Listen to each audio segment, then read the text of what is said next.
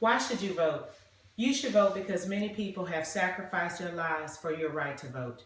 Your vote is your voice as an American citizen. It is your opportunity to be heard and to hold elected officials accountable for their decisions and to have a say in the important issues that affect you and your community. On Election Day, every vote matters in America. Voting is the single best way for all Americans, especially Black Americans, to protect the rights that they have won. It is the vote that legitimizes and directs those who govern, thereby limiting the power of their government. Your vote as an American citizen is your voice. Let it be heard. On Election Day, every vote matters. In early 1965, Reverend Dr. Martin Luther King Southern Christian Leadership Conference made a move to Selma, Alabama, the focus of his efforts to register Black voters in the South. That march, protesters attempted to march from Selma to the state capital of Montgomery, Alabama. They were met with violence and also resistance by state and local authorities. As the world watched, the protesters, under the protection of federal National Guard troops, finally they achieved their goal, walking around the clock for 3 days to reach Montgomery.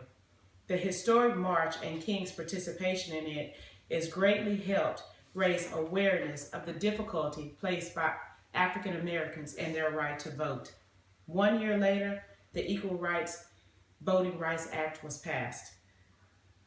Before making the decision to vote, voters should do their homework, research different candidates and issues, learn about all sides of the argument, be sure to make educated decisions about the positions of the candidates, listen to other people's reasoning, be open to hear all sides in order to make an informative decision of your candidate. Don't turn the radio station because they're saying something that you may disagree with. Listen in. Listen for clues. Listen to hear their voice to determine if their thoughts and their voices matches your reasoning, or make a solid and sound decision if it does not. Elections bring important issues out into the light of day. Even if we're not voting on something in particular, everything becomes a fair debate around election time. Hear the voices of the candidates. Voting is not only your right, it is your responsibility as a citizen. I've oftentimes heard, if you don't vote, you don't have the right to complain. Many times I have listened to my friends that are business owners complain about the decisions that have been made to be imposed upon small business owners. When I ask the question, who did you vote for this election? The conversation often goes silent. In my opinion, if you don't vote, you don't have a voice. You lose the right to complain. You have no right to pitch a fit if you're not at the poll on Election Day. No matter your race, your gender, or your age, your right to vote came at a price. Honor the sacrifices others have made so that your voice can be heard as their voice was not. Here are the stats. According to Rock the Vote, 61% of millennials identify as white, while 17% identify as Hispanic, and only 15% identify as Black. 4% are Asian. Who else is going to vote to represent the needs of such a diverse constitution society? It does not matter whether you are young or old, you should vote. College students must be taught early of the importance of voting. The students should understand that their vote shapes the world and that they will graduate and make determinations on where they will work, where they will live, and most importantly, where they will raise their families. In past elections, voters have been able to decide on such issues as same-sex marriage, health coverage, and also legitimize or legalize the use of alcohol, and also, unfortunately, the right to bear arms.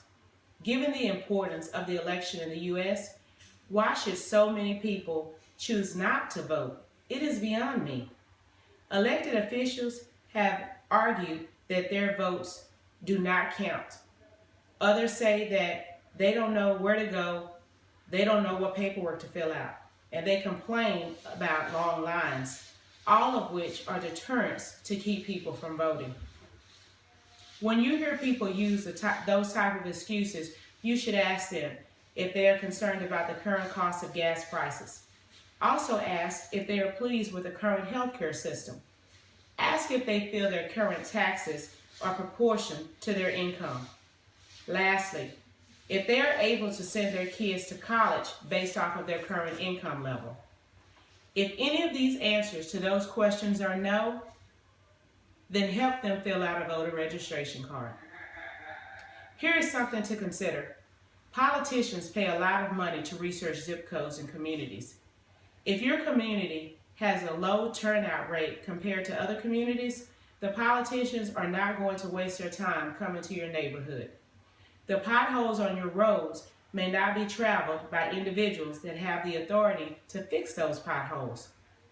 We are also so blessed to live in a country that stands on democracy, a country that allows such rights and freedom of religion, speech, and the right to hold a public office.